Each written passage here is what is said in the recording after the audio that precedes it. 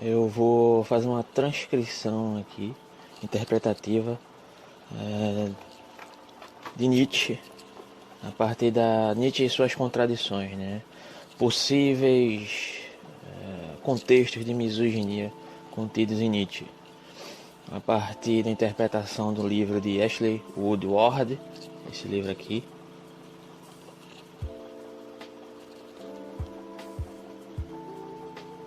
Nietzscheanismo. Esse livro vem por levantar algumas questões, algumas relações do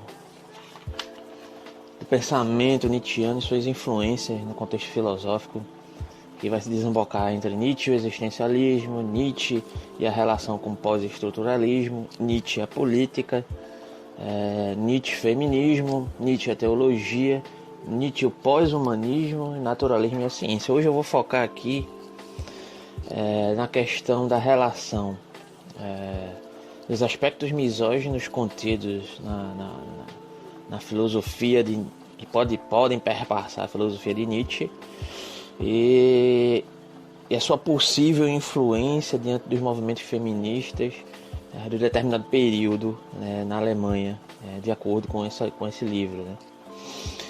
Então, antecipadamente eu aviso aqui que eu não vou falar em nome de aspectos feministas, não vou tentar fazer uma interpretação a partir de um contexto feminista, apesar de entender a importância do feminismo, apesar de gostar da leitura do feminismo, apesar de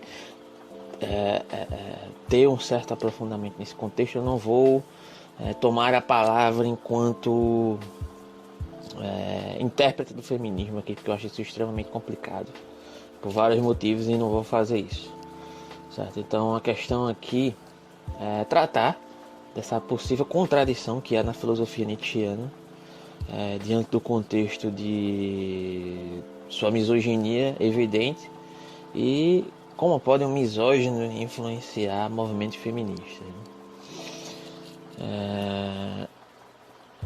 Então o que acontece aqui é o seguinte: a filosofia de Nietzsche, em algum determinado contexto aí, algum que perpassa o período entre mais ou menos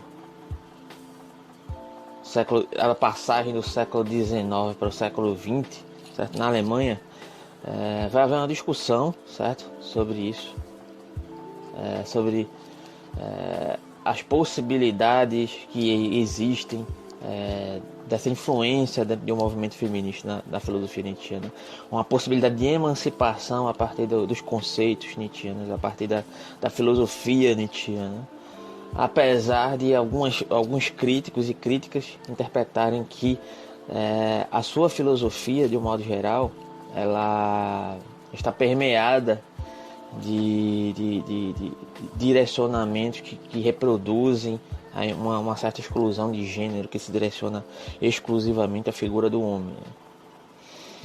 Então, vamos tentar entender como possivelmente a ideia de transvaloração em Nietzsche pode ser associada a esses movimentos feministas desse determinado período, e como isso pode se dar em relação às suas noções de corpo e afetos, e suas críticas radicais à natureza humana podem ser associadas integradas a esses determinados movimentos feministas, né? Nietzsche, a filosofia nietzschiana, de modo geral, ela é entendida como uma grande caixa de ferramentas. Esse Michel Foucault já tinha nos direcionado a esse tipo de compreensão sobre a filosofia de Nietzsche, né? Então aqui nós vamos pontuar primeiramente os pontos evidentes que perpassam os apontamentos evidentes, né, misóginos, algumas menções, né? Agora aqui eu vou fazer algumas citações, né? Você vai ter com as mulheres, não se esqueça do chicote. Que perigoso, insinuante, subterrâneo, bichinho de rapina, e tão agradável. Além disso, a mulher é indizivelmente mais malvada que o homem, também mais sagaz. A bondade na mulher é já uma forma de degeneração. Et homo. Outra citação. Foi ouvida a minha resposta à questão de como se cura, se redime uma mulher, fazendo-lhe um filho. A mulher necessita de filhos. O homem é sempre somente um meio. Assim falava Zaratustra. E também contido em Et homo, porque escrevo livros tão bons. Uma mulher quer ser mãe, e se ela não deseja, ainda que possa, então ela pertence, como regra geral, a uma prisão. Nota publicada de 1885, citada por Dietrich. Quando a mulher tem inclinações eruditas, geralmente há algo de errado com a sua sexualidade. Emancipação da mulher. Isto é o ódio instintivo da mulher que não vinga, ou seja, não procria, a mulher que vingou. Entre outras citações aqui de Nietzsche que vão desembocar, que vão compreender essa misoginia evidente na filosofia nietzschiana, né? Diante disso, como é possível necessariamente um filósofo misógino influenciar movimentos feministas nesse período, né? Então, de acordo com um comentador aqui chamado Kaufmann, diante desse bombardeio de misoginia, e aqui eu estou fazendo a citação direta da pior espécie, uma das estratégias utilizadas por alguns comentadores tentar driblar essa misoginia contida em Nietzsche, é afirmar que esses textos são textos isolados, textos dispersos, que se perdem diante da grandiosidade da filosofia de Nietzsche, né? Será que isso é verossímil? Será que isso é correto fazer essa afirmação? Vamos ver logo mais na frente, né? Entretanto, parece que de certo modo, seguir esse viés argumentativo, se invertermos o ônus da prova, podemos verificar que através desse mesmo diagnóstico, quando Nietzsche faz a acusação acerca daquilo que se entende enquanto moral dos fortes e moral dos fracos, sempre há uma associação de gênero nesse sentido, né? Quando ele se dirige àqueles que são entendidos como fortes, ele sempre está associando essa conotação dos fortes a uma noção masculina, mais masculina, né? E sempre ao que tange a moral dos fracos, ele se dirige como algo que está ligado a uma noção de associação ao gênero feminino, como ele faz referente aos dizeres diretamente aos cristãos, e isso está contido lá em O Anticristo, né? Quando ele se refere aos cristãos, em algum ponto de O Anticristo ele se refere como afeminados, então parece que não é só não são só algumas citações isoladas que estão contidas aí nessa abordagem da filosofia nietzschiana. Parece que é algo que, de certo modo, está contido na filosofia de Nietzsche, está por trás de alguns pressupostos da filosofia nietzschiana do modo geral, né? Então, outra situação agora uma comentadora nietzschiana,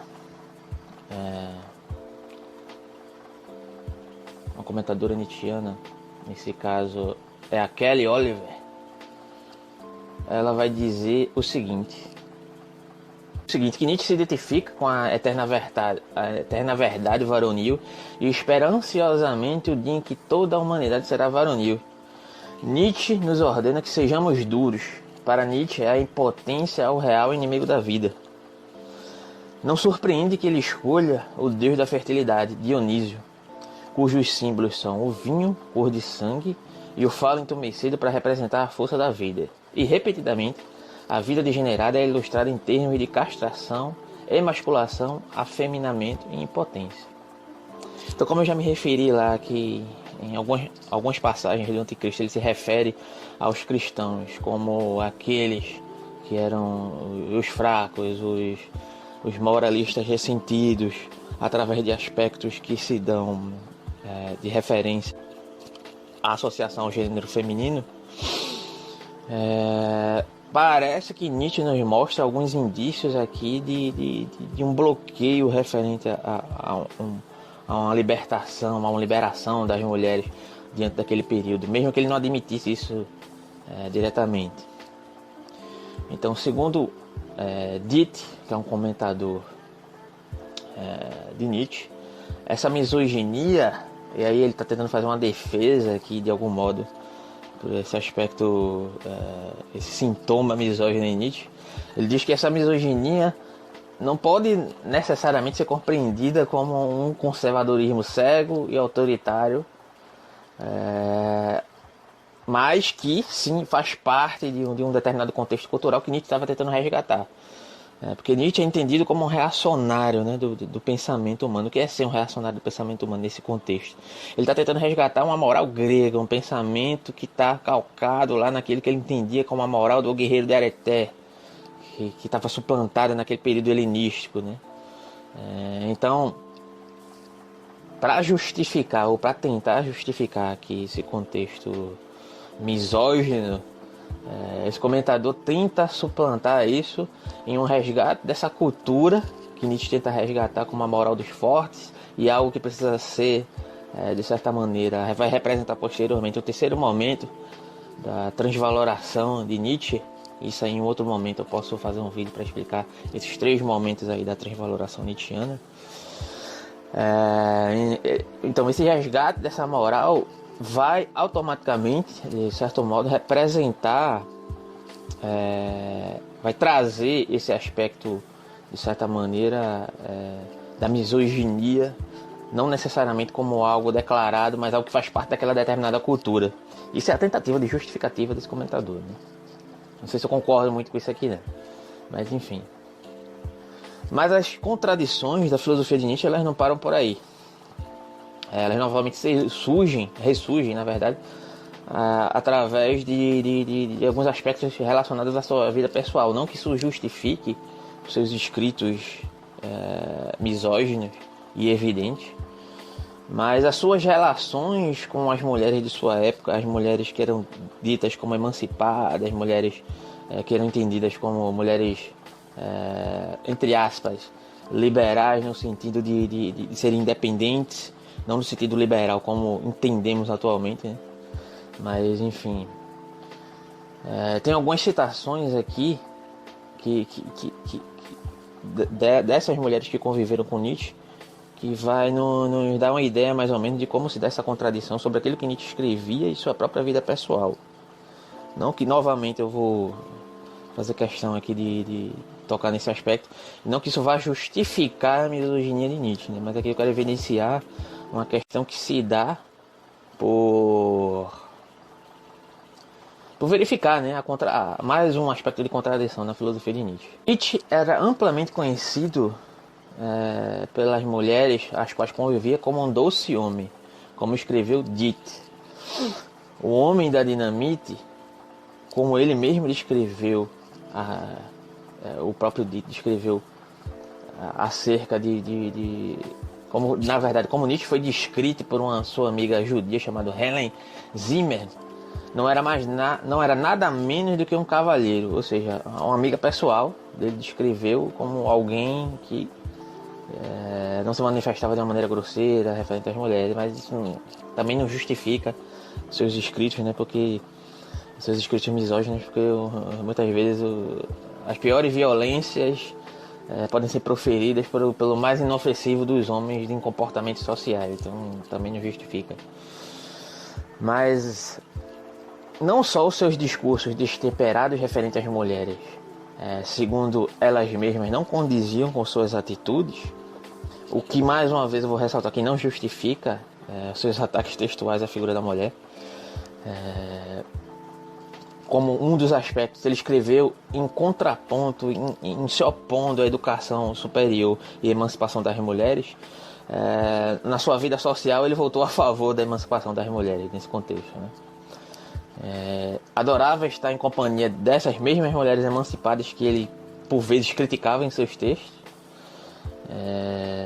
A própria Zimmer, uma de suas tradutoras para o inglês, e também sua amiga pessoal, que já foi comentado anteriormente aqui, que fez a sua relação aqui de Nietzsche como um homem doce, comentou a respeito da sua relação com o próprio indivíduo, fazendo um paralelo, até ironizando ele, quando ele cita ali em cima que para ter com uma mulher, para dialogar com uma mulher, é necessário estar de posse do chicote. Ela ironiza, né? Certamente ele não usou o famoso chicote. Então, esse comportamento dúbio de Nietzsche referente a aquilo que ele escreve e o modo que ele se comportava socialmente, segundo alguns convivas do mesmo, se devia ao fruto de sua imaturidade e dificuldade de lidar com as mulheres, talvez. E alguns supunham que isso fosse se esvair durante seu período de amadurecimento, durante sua vida, algo que supostamente nunca ocorreu, né? Pelo menos como podemos verificar. Então, outro aspecto importante sobre as obras do mesmo estão contidos e contraditórios, estão contidos em outros trechos que eu vou citar aqui também, né? Em qual ele tece alguns elogios às mulheres, e aqui eu vou fazer as citações. Cito Nietzsche: todas as coisas das quais o cristianismo verte a sua insondável vulgaridade, a procriação, por exemplo, a mulher, o matrimônio, são aí tratados seriamente com reverência, com amor e confiança. Não conheço livro em que se dizem tantas coisas delicadas e gentis às mulheres como no Código de Manu. Esses velhuscos e santos têm um modo de serem amáveis com as mulheres, que talvez não tenha sido superado. Outro trecho: a boca de uma mulher, o busto de uma garota, a oração de uma criança, a fumaça do sacrifício são sempre puros. Outro trecho: nada existe mais puro que a luz do sol, a sombra de uma vaca, o ar, a água, o fogo e o respirar de uma garota. E outra passagem: talvez uma mentira sagrada. Todas as aberturas do corpo acima do umbigo são puras, todas abaixo impuras. Apenas na garota o corpo inteiro é puro. O que se torna aqui demasiadamente interessante nessas nuances do pensamento do autor é a capacidade e a possibilidade que Nietzsche tem de atrair o movimento feminista deste período, pelo menos, mesmo com inúmeras declarações misóginas aí, dentro do contexto da sua filosofia, né? E aí o que se deve a isso? Como que um misógino pode ser apropriado por vários movimentos feministas daquele determinado período?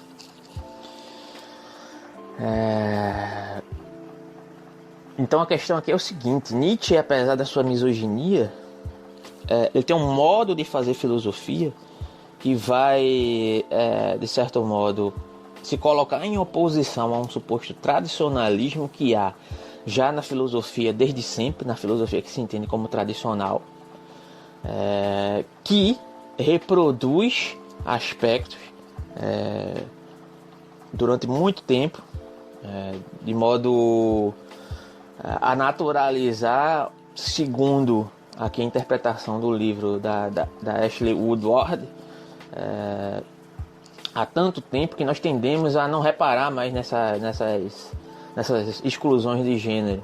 E o pensamento de Nietzsche, quando se coloca como um pensamento, pelo menos nessa ambientação aí, quando surge como um pensamento antagônico ao pensamento academicista predominante, e aquilo que se considerava a filosofia oficial, a interpretação da filosofia oficial, ele vai dar margem, de certa forma, uma margem teórica para que os movimentos feministas se apropriem e utilizem da força da sua filosofia para poder criticar esses pensamentos considerados as filosofias oficiais regradas na academia, né, que se pretendem como necessariamente, predominantemente, que se referem à questão de gênero de maneira dúbia e de maneira pejorativa referente ao gênero feminino, né?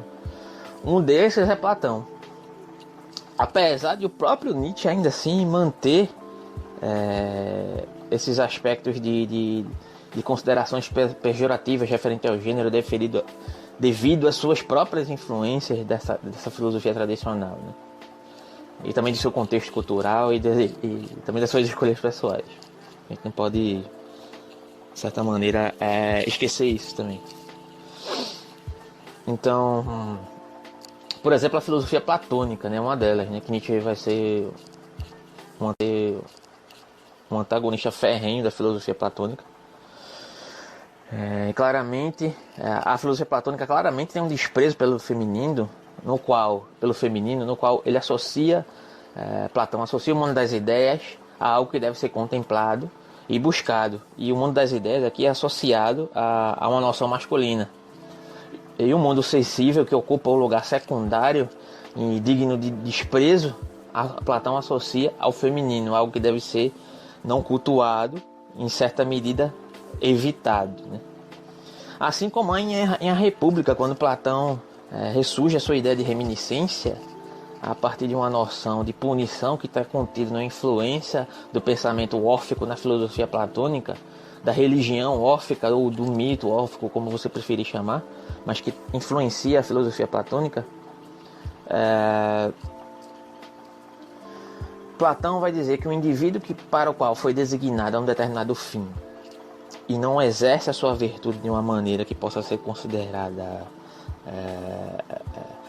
que tenda para o seu bem, que tenda para a sua determinada finalidade, a qual vai resgatar aquela ideia lá da alma de ouro, alma de prata e alma de bronze. Posteriormente eu posso explicar, mas aí você, para entender isso, você pode procurar buscar entender a ideia de reminiscência em Platão, certo? E aí eu recomendo que verifique 2 livros, A República, eu não lembro exatamente qual é o livro da República, mas depois eu coloco aqui, porque eu vou postar esse vídeo no YouTube, e aí eu vou editar e eu coloco ali as referências lá, A República e o próprio Timeu, para você verificar essa ideia de reminiscência. Então, o indivíduo que não segue esses parâmetros que tem ao seu fim a sua determinada finalidade, ele que não vive bem, segundo a filosofia platônica, ele tende a ser punido. E ao ressurgir no mundo da vida, porque Platão vai trabalhar uma determinada ideia que está ligada a uma noção que pode ser entendida como uma suposta ideia de reencarnação, mas não é exatamente isso, mas é um retorno da alma ao mundo sensível. O indivíduo que não pratica as suas virtudes de acordo com aquele para o qual foi designado, ele é punido, e ao ser punido, o primeiro estágio de regressão é voltar como uma mulher, certo? Então, por aí você já tira. E dentro de vários outros contextos de exclusão de gênero feminino que há na filosofia tradicional até os dias atuais. A gente poderia passar o dia discutindo sobre isso. Mas aqui não é meu intuito focar nisso, mas trazer as contradições do pensamento nietzschiano nesse sentido. Então, ao compreendermos essa noção de filosofia feminista dentro desse contexto de uma maneira mais geral, se faz fundamental examinar que feministas criticam a tradição filosófica, não apenas pelo motivo de exclusão total das mulheres desse ambiente, mas também por conta da consideração das categorias dessa tradição, que são completamente permeadas por esse viés de gênero. Ou seja, essa é a intencionalidade desse feminismo ambientado nesse contexto alemão desse período, né? Então a primeira fase do feminismo nietzschiano nesse contexto alemão é permeada por 3 grandes vertentes, que é o liberalismo burguês, a nova ética e as boêmias. O liberalismo burguês, rapidamente falando aqui, são as feministas nietzschianas que defendiam mais direitos e melhores condições para as mulheres, incluindo acesso à educação superior, e que combatiam o patriarcado na ordem existente. Contudo, elas apoiavam as instituições existentes, incluindo o casamento e o papel da mulher como dona de casa. O movimento Nova Ética se trata do movimento associado à Liga para a Proteção das Mães, fundada em 1905. E elas acreditavam que o caminho autêntico para a autorrealização feminina passava pela maternidade, mas ao mesmo tempo chocaram as colegas feministas de então ao defenderem amor livre e a maternidade fora do matrimônio. E finalmente as nietzschianas boêmias radicais, que também defendiam e frequentemente praticavam amor livre, vendo o dionisíaco como um princípio de liberdade sexual, diferentemente das defensoras da nova ética. Porém, elas desenvolveram ideias radicais sobre a liberdade das mulheres em relação às instituições sociais, como família, e papéis sociais tradicionais, como esposa e mãe. Essas 3 correntes elas se distinguem entre si pelas visões que sustentam sobre a liberação sexual das mulheres e seus papéis sociais. Algumas primeiras feministas adaptaram essa noção do Ubermensch nietzschiano para criar o ideal da supermulher. Dentre alguns principais nomes desse feminismo nietzschiano, podemos contar com alguns nomes como Lily Brown, Ellen Stoker, Hedwig Dunn, Mary Wigman e Isadora Duncan. O livro é ambientado a partir de um diálogo da autora, da organizadora desse livro, Ashley Woodman, com algumas intérpretes e filósofas que se debruçam sobre o trabalho de Nietzsche.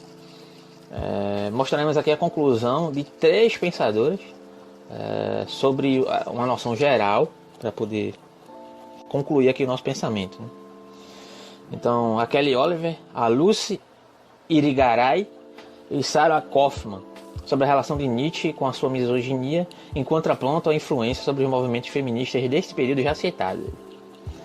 A Kaufman justifica que no transitar de suas obras, Nietzsche não faz apenas uma única associação da imagem da mulher, mas inúmeras, como por exemplo no contraponto que faz a Circe e a Balbo.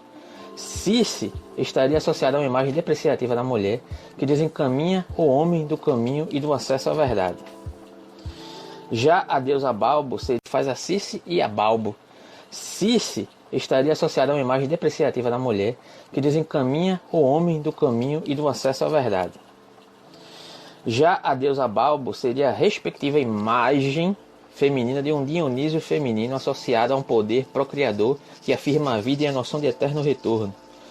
Balbo afirmaria o perspectivismo por meio de seus véus que apenas escondem novos véus, ou seja, a Kaufman, ela entende aqui aspectos positivos e aspectos negativos na filosofia nietzschiana que podem ser apropriados para o livre escolha a partir do feminismo que pode colaborar.